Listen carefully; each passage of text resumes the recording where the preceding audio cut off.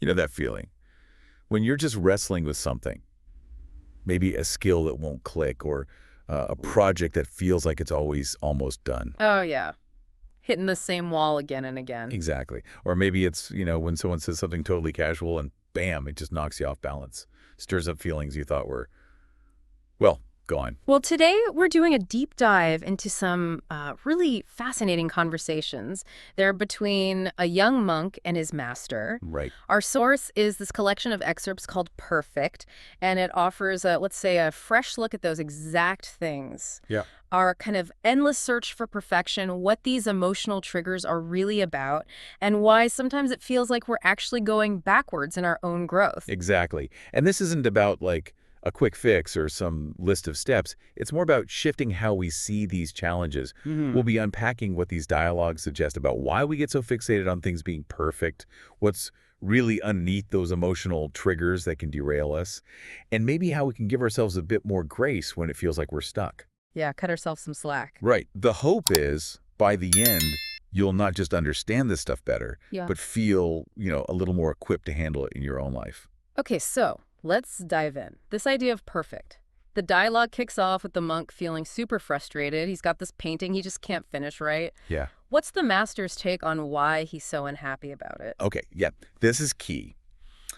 The master points out that a lot of our unhappiness stems from that gap, the space between the picture in our head, our expectations, and what's actually there. The reality, he uses a great analogy, people walking into the exact same room. Oh, right. One person spots every tiny flaw, while someone else just sees the overall vibe, the harmony. It's not the room, it's how you're looking at it. And what's interesting is how the master kind of directly challenges perfectionism itself. He suggests chasing that impossible ideal actually causes suffering, like real suffering, even physical issues. Right. He even contrasts it with figures like Jesus or Buddha. They own next to nothing, materially speaking, but seem to have this profound inner peace. The implication is pretty strong. Fulfillment isn't really about getting everything perfect on the outside. Then the master asks this question that seems to come out of left field. Sure. Something about protein formation. What's he getting at there? Okay, this is where it gets really cool, I think. He compares wisdom, knowledge, all our experiences to amino acids. Ah, the building blocks. Exactly. Right. The building blocks of proteins. So every lesson, every mistake, every single experience, it all adds to our understanding. It makes our view of the world more complete. So the more amino acids we gather. And the closer we get to seeing things, and maybe ourselves too, as already whole. Yeah. Right now, in this moment, think about it. Every challenge you've overcome, that's like a vital amino acid. It's not just data.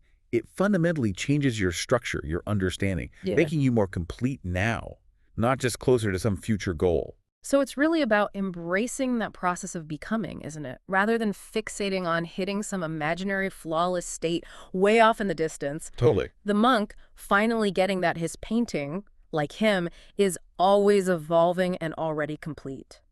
That's powerful stuff. Absolutely. It definitely takes a lot of the pressure off, doesn't it? Yeah. Okay, so let's shift gears a bit.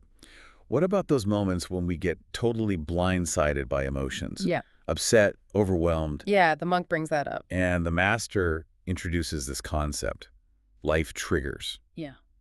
What are those exactly in their conversation? So the master explains life triggers as, well, basically situations where our emotional toolkit just doesn't have the right instrument yet for what we're facing. He uses this analogy. It's pretty good trying to build something really complex with just like a hammer and a screwdriver. You're going to get frustrated, right? Right. And he gives that simple example, a little kid having a total meltdown over dropped ice cream versus how an adult might react. Yeah, it shows how our emotional tools develop over time, hopefully. And what's fascinating is how the master looks at these triggers from different angles.